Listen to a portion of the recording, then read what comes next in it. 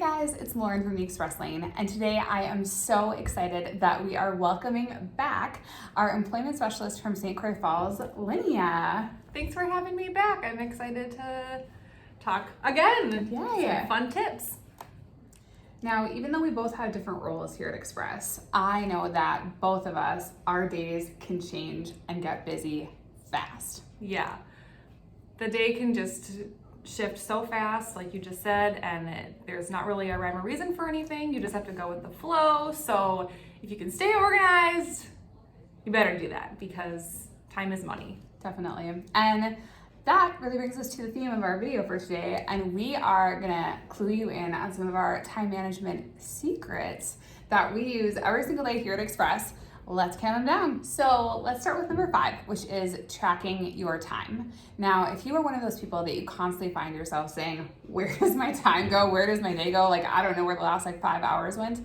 Then this can be a super helpful tip, because when you write everything down, including how many minutes you're spending on returning emails, how many minutes you spend in a meeting every single week, you can start to recognize patterns. And honestly, when I've done this in the past, I've been a little bit alarmed with like how much time I spend on something. And so it's really good to either figure out a way to how to, kind of do those things more efficiently, or see if maybe you could like delegate that, or maybe like cut our meeting times down a little bit to figure out ways to save time that way. But one of the other things that this will help reveal when you're looking at the data is where you're most productive. Like, what time of the day do you get all the things done versus another hour of the day that like you feel like you got nothing done. And for me, I'm most productive in the morning. That is my time. So I'll usually even like go into the office early when there's nobody there, because I'm like, oh, here's my quiet time to like knock out all these things I need to do. And I would say too, like once I hit like 3 or 4 o'clock, I feel honestly like completely useless. I'm like, I'm no good to anybody, because like morning really is my window that I like to get things done. That's actually really funny because I am the opposite. So I'm not really a morning person. I'm more of like an afternoon, like after lunch, I've ate lunch, I'm energized, I have more energy in the afternoon, and so I can just get more done. So that's for me. And then just putting things down on, paper and tracking. Like I'm a visual learner, so if I can, figure out on paper, that's where I can see the pattern. Yeah. So I think it really is. It's all about patterns. And once you can figure that out, I really feel like you can hone in for your productivity. Absolutely. The next item on our countdown is number 4, which is morning meetings. So it's really important to sit down and get a game plan down for the day. Definitely. That way you know where your goals are sitting even for the day or for the week, month. In any of my previous jobs, we actually didn't do this. So it was really interesting and kind of a struggle at first, I will admit. But it was really interesting to see, just to be a part of that and to know where we were at as a company and as a team. So in these meetings, usually it starts out with each of us going through what the day looks like for us, new associates, new companies, jobs, and how we are going to plan to tackle the day.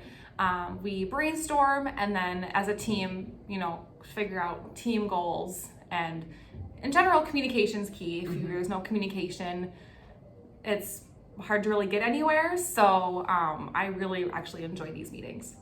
I think so too. I've had morning meetings at multiple companies I've worked at, and they can be like 15 minutes, 30 minutes. I mean, it doesn't have to be the super long thing that you're in every day, but I really do feel like you said it helps with a game plan of just like who's doing what. But I think it's also a really good opportunity to be able to ask your team and say, I need help with this, or find out that somebody else needs help with something, to just kind of lean on your teammates in a really productive way.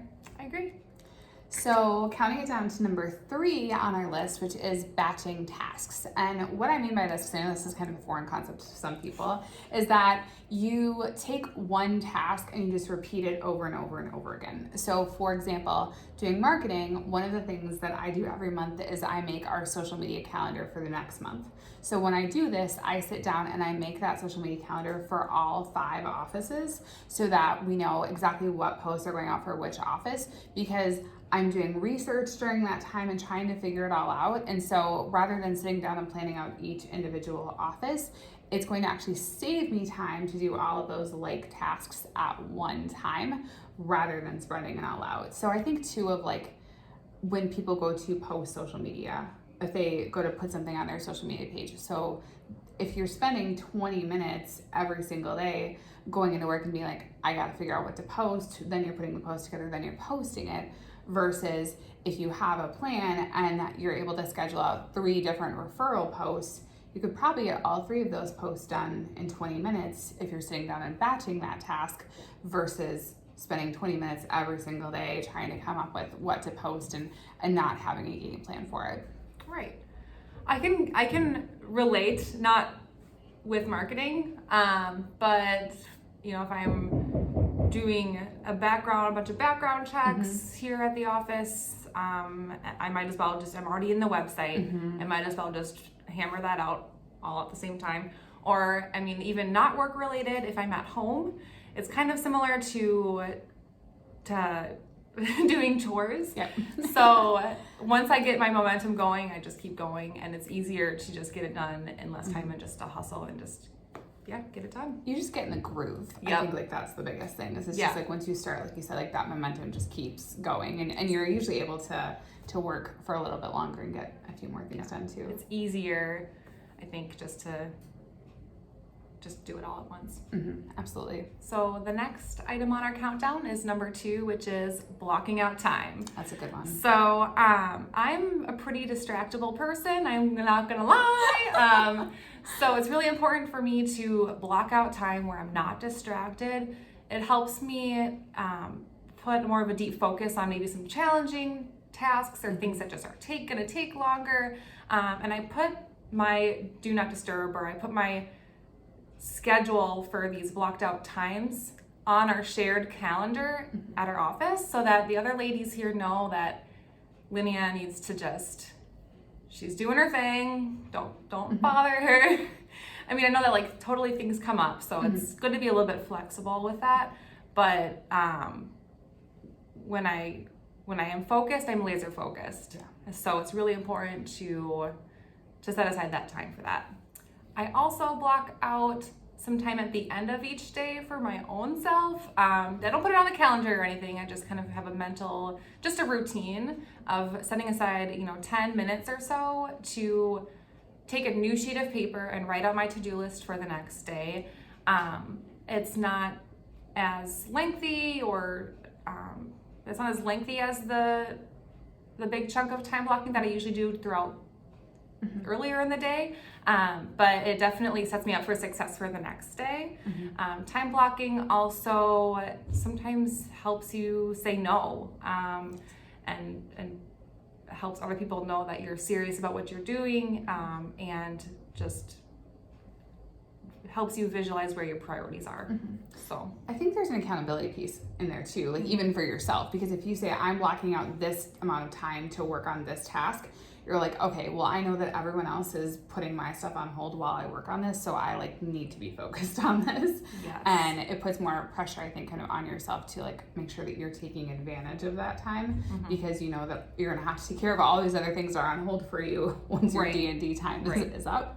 Yeah. But I think too, for me, the end of the day, planning out the to-do list for the next day is critical. Like I can't go home until that's done, because otherwise on my drive home I'm thinking, oh my gosh, I have to do this tomorrow. Okay, I can't forget that I need to do this tomorrow. Yeah. Okay, and even like as I'm talking to my husband at night or as I'm cooking dinner, I'm still thinking about like what needs to get done the next day, versus if I just take even 10-15 minutes like you said and just write everything down at the end of the day, then I'm like, okay, it's all written down. I can go home. I don't have to think about it. There's something about just like clearing that mental clutter out of your head that you can now like officially give yourself permission to go home and relax. Not think about it. Yeah, I'm definitely like a list person, so I will admit I do have like a little notepad on my phone for when I'm at home and quick need to write it down somewhere. That way I do have that mental clearance too. So I send myself emails. That's like my thing at home. When I'm on my phone, Yeah. I'm like, oh, I'll just send myself an email because then I know like right when I log in the next morning, that will be the first thing I see. Yeah. And I'm like, oh yeah, I gotta remember to take care of that. So it's like whatever works for you, but just to make sure that like, I think that's another, little extra tip that we'll stick in there too, just like write it down because anywhere. Yeah. On your phone, in your notebook, on a post-it note. Like just write it down because like you will forget. There are so many things that people will say to me in a conversation. I'm like, I'm never gonna remember this. So just write it down. And finally, number 1 on our countdown is to avoid multitasking. Now, I am a firm believer that multitasking does not exist. I think it is a giant myth. And that's like one of my serious pet peeves is when you come across a job description and the job description says you need to be able to multitask, because it's not a thing. And I read this really brilliant book, and we'll leave it linked in the description box below. It's called The Myth of Multitasking. And it is a quick read. It is not a long book, and it's actually like dimension-wise, it's a very small book. And so I would highly recommend it because like everyone has time to read this book. But it talks in the book specifically about switch tasking. So we call it multitasking, but the thing is that you can't really fully focus on 2 things at once. What your brain is actually doing is you're switching back and forth between tasks very, very, very quickly. So an example that we can relate to work is, say that you have your email up. So you have your email up and you're responding to emails, but then someone starts Teams messaging you at the same time. So you're like, oh, okay, well, I'm gonna multitask. I'm gonna like have this like Teams conversation, and I'm also gonna take care of checking my emails and getting these responses out. Well, you can't be typing in an email window and physically typing in a Teams window at the same time.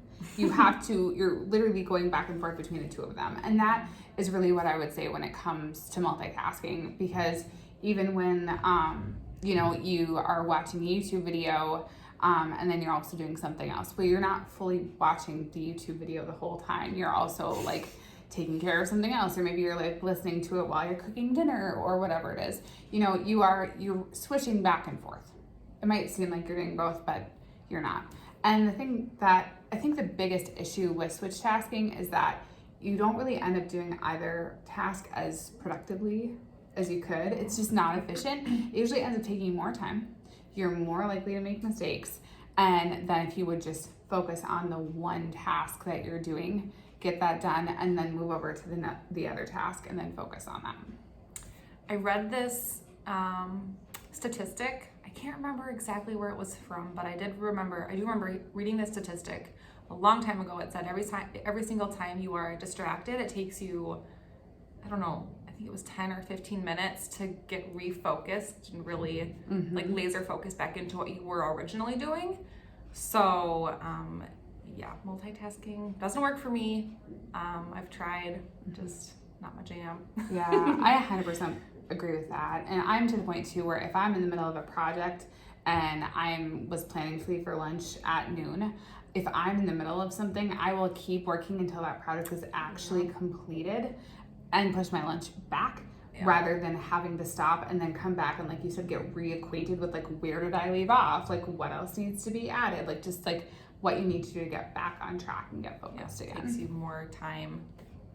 It's not efficient. It's not efficient. Don't do it. Don't multitask. Don't switch tasks. Don't. Just stay focused on one task. Well, that wraps it up for our top 5 time management secrets.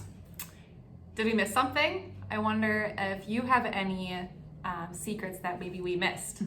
If you would leave those in the comments below, we would love to see what you got. Perfect.